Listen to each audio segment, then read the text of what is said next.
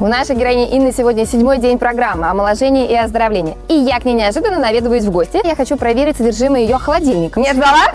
Нет. А я к тебе с проверкой. А что проверять? Дети жуют во всю катушку. Это нельзя ни в коем случае.